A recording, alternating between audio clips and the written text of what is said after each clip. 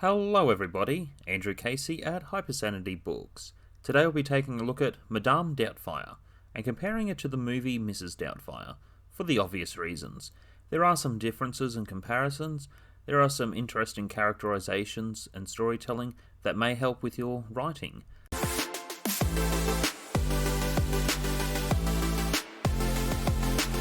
Number 10. It's Not Your Fault. This is all my fault. God, no. Why would you think that? One thing I want to make perfectly clear with this review before moving forward. With the characters and with the movie and the book, it all establishes it is not the children's fault for the parents' divorce. Now, I'll touch on the divorce in the next point. With this current point on it not being the children's fault, the son has this to say. I should have never had a birthday, Dad. This never would have happened. Yes, it would. It was an accident waiting to happen. Okay? You did nothing wrong. You got that?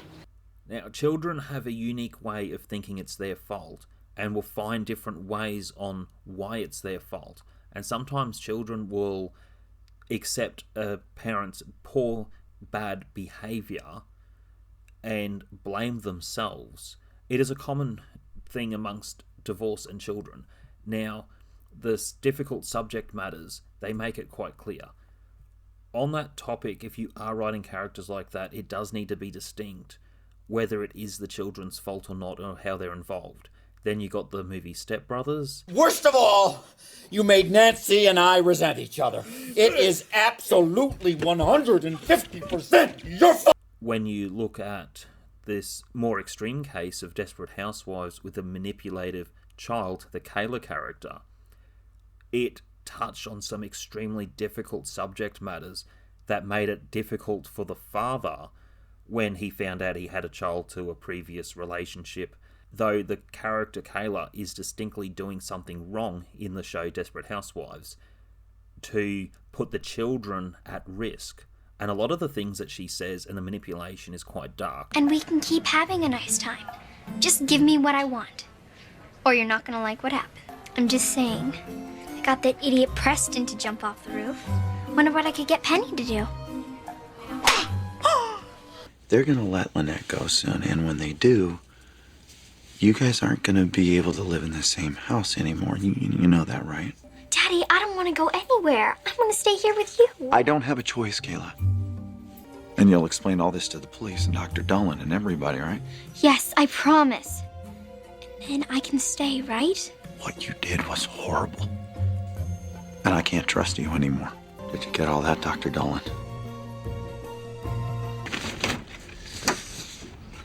Well, that's all of her things. And he has to make a hard choice to put his wife first and send his child to go live somewhere else.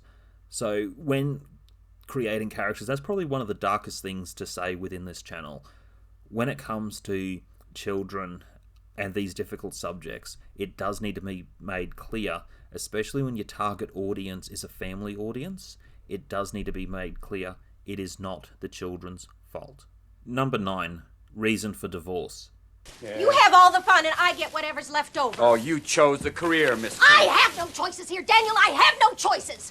Just realize you're spending too much time with those corporate clones you used to despise. I spend too much time with you, Daniel. It's over. It's over.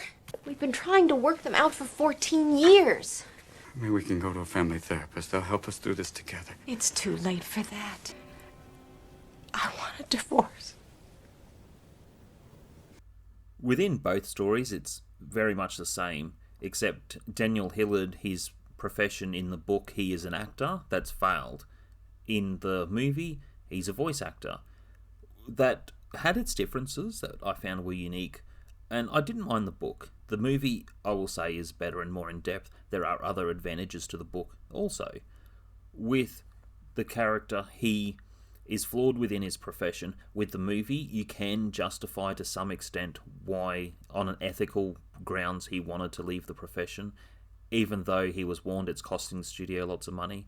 The problem with the character in both stories is he goes through self-sabotaging behaviour.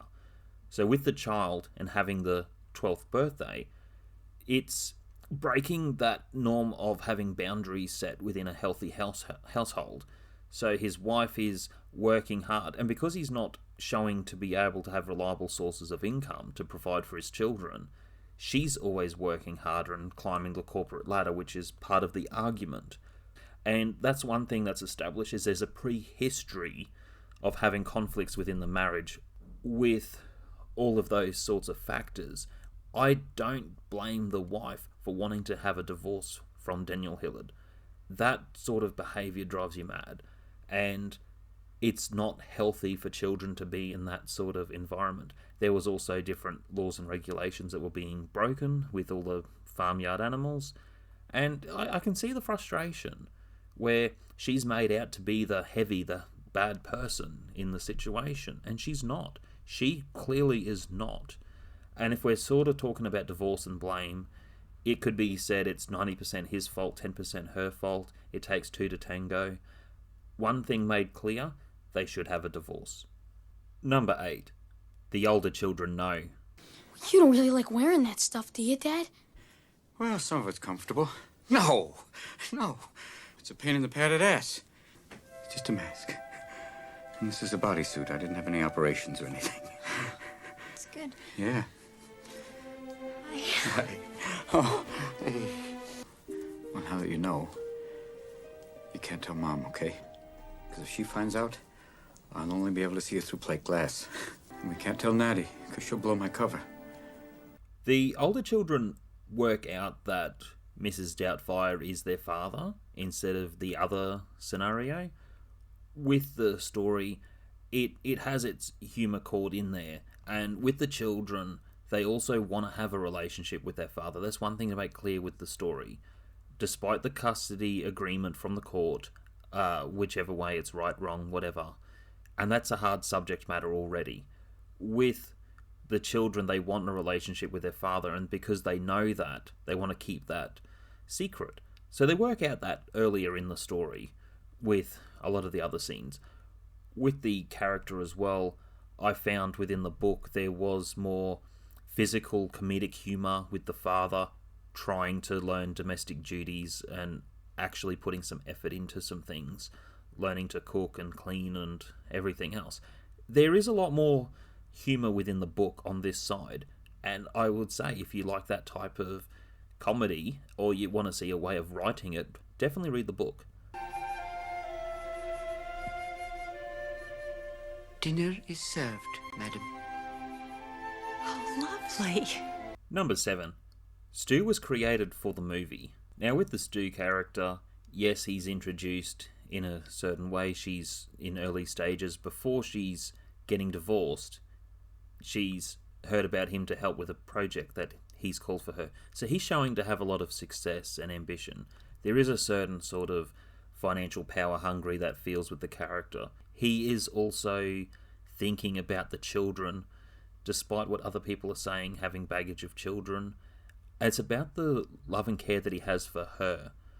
Now, despite certain challenges that are arising, he was also unaware of Daniel's behaviour with that family dynamic, because sometimes when you have separated families, some people have a new relationship, and sometimes there are concerns for the sake of the children, and some relationships are extremely healthy relationships, and some relationships just need to move through some stages of progress to allow the children to become comfortable with a new parent in their life, step-parent.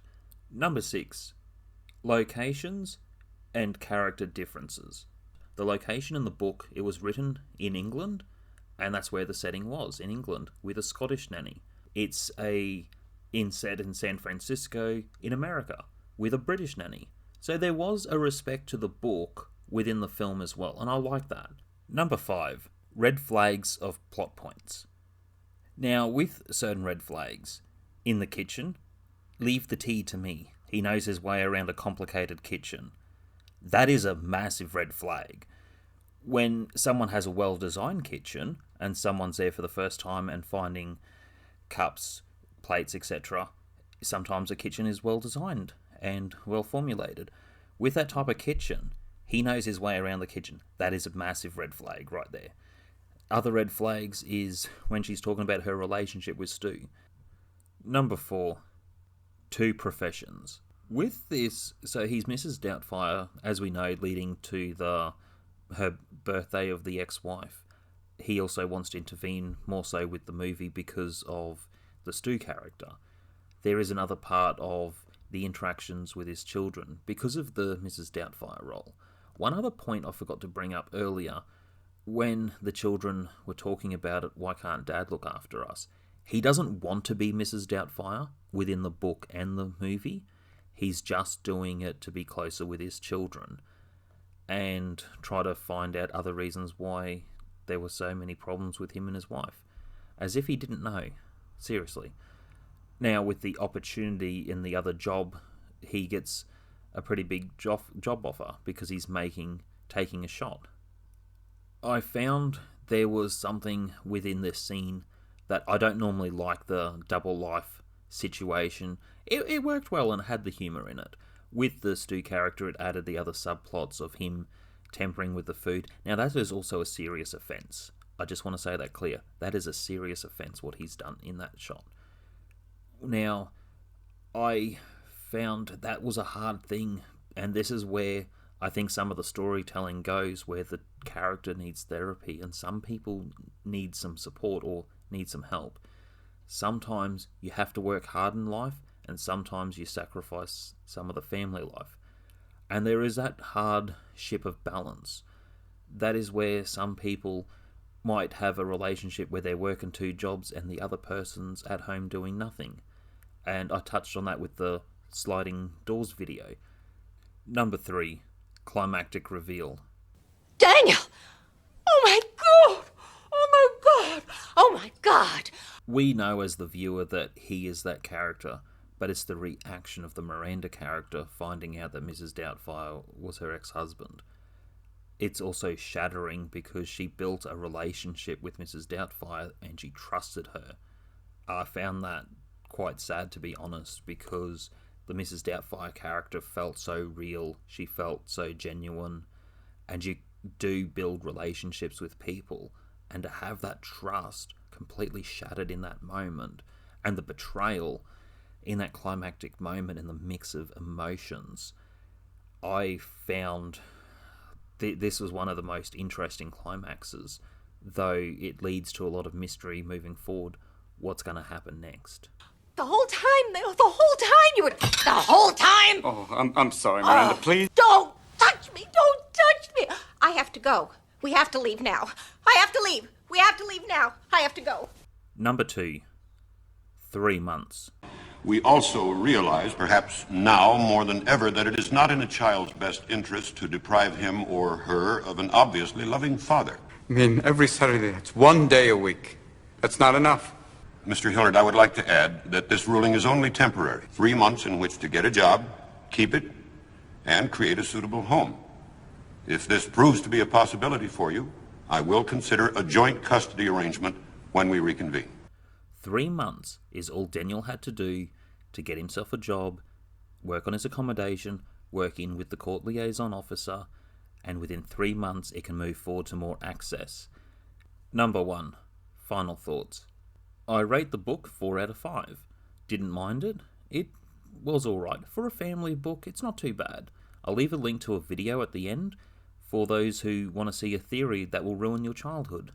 You may be facing through different hard situations, and sometimes legal advice clashes with psychology advice, and psychology advice clashes with legal advice. Mom's world and Dad's world, and they are very different. Shooting shots at each other, it's not safe to be right here in the middle. You have to understand where the kids are coming from. Thing is a case-by-case scenario.